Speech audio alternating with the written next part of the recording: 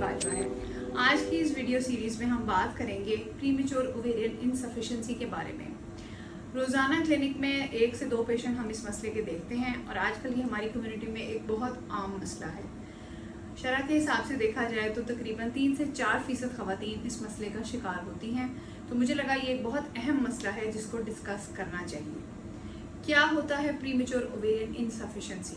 पहले इसको premature ovarian failure का नाम दिया जाता था। इसका मतलब है ये वो ख़वातीन हैं जिनकी उम्र 40 साल से कम है और उनको मेनोपॉज हो गया है, यानी कि कम उम्र में पीरियड्स का निज़ाम ख़त्म हो गया है। ये वो ख़वातीन हैं जिनको प्रीमेच्योर ओवेरियन इनसफिशिएंसी कहा जाता है। अमूमन अगर आप गायनेकोलॉजिस्ट को ऐसी ख़वातीन जब दिखाती हैं और बताती हैं कि उनका पीरियड साइकिल या तो आता ही नहीं है या बहुत इर्रेगुलर साइकिल्स हो गए हैं, तो उनके 2 टेस्ट कराए जाते हैं। एक उनका FSH का लेवल कराया जाता है।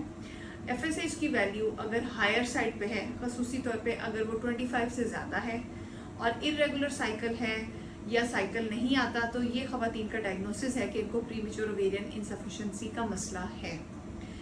साथ कुछ गायनेकोलॉजिस्ट आपका AMH का लेवल भी चेक करेंगे, ओवरीज का रिजर्व का टेस्ट। और इन ख़वातीन में ओवरीज में अंडे बनाने की सलाहियत तकरीबन ख़त्म हो चुकी होती है और इनका AMH की वैल्यू या तो बिल्कुल 0 आती है या 0.1 0.2 इस रेंज में आती है। तो इन ख़वातीन में AMH की वैल्यू भी बहुत कम होती है। सो ये वो ख़वातीन हैं जिनमें पीरियड साइकिल या तो बिल्कुल नहीं आता या बहुत इर्रेगुलर साइकिल्स हैं, और इस वजह से जब ये डॉक्टर्स को दिखाते हैं तो इनको FSH का टेस्ट कराया जाता है। इन ख़वातीन में FSH का लेवल बहुत हाई आता है, ईस्ट्राडायोल E2 हार्मोन का लेवल कम आता है और AMH का लेवल बहुत लो आता है। इन ख़वातीन को पहले कहा जाता था कि इनको ओवेरियन फेलियर है, आजकल इसका नया नाम है प्रीमेच्योर ओवेरियन इनसफिशिएंसी। अगर 40 ईयर्स से कम एज में आपको ये मसला हुआ है, इसका मतलब है कि आपको प्रीमेच्योर ओवेरियन इनसफिशिएंसी है। वो ख़वातीन जिनको 40 और 45 के दरमियान में ये मसला होता है उनको अर्ली मेनोपॉज कहते हैं, और जिन ख़वातीन को 45 ईयर्स के बाद ये मसला होता है उनको हम सिंपल मेनोपॉज का ही नाम देते हैं। आजकल अब इस मसले की क्या वजूहात हैं इसके बारे में तो कोई भी नहीं जानता।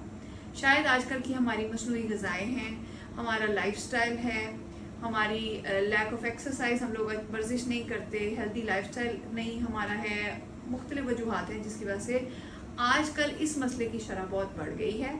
और आने वाली वीडियोस में मैं आपको इन ख़वातीन के बारे में हम डिस्कस करेंगे कि इनको प्रेगनेंसी होने में इनके क्या चैलेंजेस हैं, इनकी जनरल हेल्थ के क्या चैलेंजेस हैं, और मैं आपको ये भी बताऊंगी कि इन ख़वातीन को कैसे इस मसले को किसी हद तक फेस करना चाहिए।